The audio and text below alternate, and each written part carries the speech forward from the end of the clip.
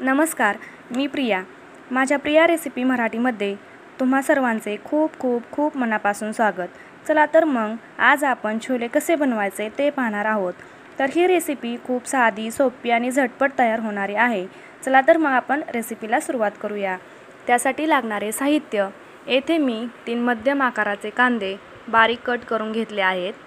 1 ते 1.5 टोमॅटो बारीक कट केलेला, 2 हिरव्या मिरच्या उभ्या कट करून घेतलेत, 1 मोठा चमचा आलं लसूण पेस्ट, 2 ते 3 तमालपत्र, 1 मोठा चमचा लाल मिर्च पावडर, 1 चमचा जिरं, 1 चमचा हळद, 1 चमचा छोले मसाला, 1 चमचा किचन किंग मसाला आणि चवीनुसार मीठ.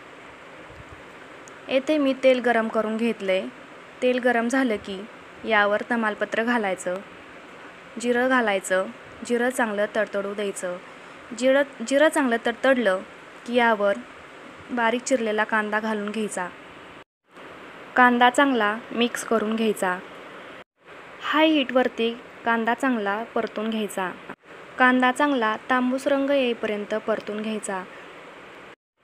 कांदा चांगला तांबूस रंग येईपर्यंत भाजून झाला की यामध्ये आपण हिरव्या मिरच्यांचे काप घालून घेणार आहोत. तसेच आलं लसूण पेस्ट देखील घालून घेणार आहोत. आलं लसूण पेस्ट आणि हिरव्या मिरच्या मिक्स करून घ्यायचं. आलं लसूण पेस्ट आणि हिरवी मिरची याचा कच्चापण जाईपर्यंत आपल्याला ही पेस्ट परतून घ्यायची आहे. यावर बारीक चिरलेला टोमॅटो घालून घ्यायचा. याबरोबरच आपण सर्व मसाले देखील घालणार आहोत. येथे मी एक मोठा चमचा लाल मिर्च पावडर घालून घेतली, 1 चमचा किचन किंग मसाला घालून घेतला, 1 चमचा छोले मसाला घालून घेतला. तसेच मी येथे हळद देखील घालून घेतली आणि चवीनुसार मीठ घालून घ्यायचं आहे. हे सर्व मसाले मिक्स करून घ्यायचे. हे मसाले मिक्स करून आपण चांगले परतून घेणार आहोत. या मसाल्यांना चांगले तेल सुटेपर्यंत आपण परतून घेणार आहोत. मसाला परतत असताना जर खाली चिकटत असेल, खाली करपत असेल तर तुम्ही यावरती थोडंसं पाणी शिंपडून तुम्ही हा मसाला चांगला शिजवून घेऊ शकता. येथे मी झाकण ठेवून हा मसाला 5 ते 10 मिनिट शिजवून चांगला घेतला आहे. येथे तुम्ही पाहू शकता हा मसाला किती छान परतला आहे. मसाल्याला छान तेल सुटलं आहे. या मसाल्यांचा खूप सुंदर सुगंध असा वास येतोय. आता हा मसाला आपला तयार आहे. यामध्ये छोले घालून घेणार आहोत. हे छोले मी रात्रभर भिजवून कुकरला 7 ते 8 शिट्ट्या काढून घेतल्या आहेत. आपण हे सर्व एकत्र करून मिक्स करून घेणार आहोत.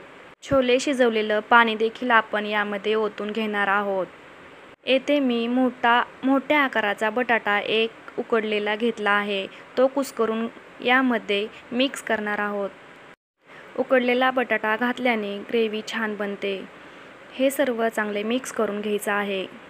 झाकण ठेवून मी हे 5 मिनिट शिजून घेतलं आहे.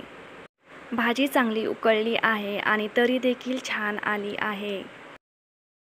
आपली ही छोले रेसिपी तयार आहे की नाही? ही रेसिपी खूप साधी, सोपी आणि झटपट तयार होणारी. तर आजची रेसिपी ही तुम्हाला कशी वाटली ते नक्की सांगा. ही रेसिपी तुम्ही घरी नक्की ट्राय करून पहा आणि कशी झाली ते कमेंट करून मला नक्की सांगा. आजची माझी ही रेसिपी तुम्हाला आवडली असेल तर लाईक करा, कमेंट करा आणि सबस्क्राईब करायला विसरू नका.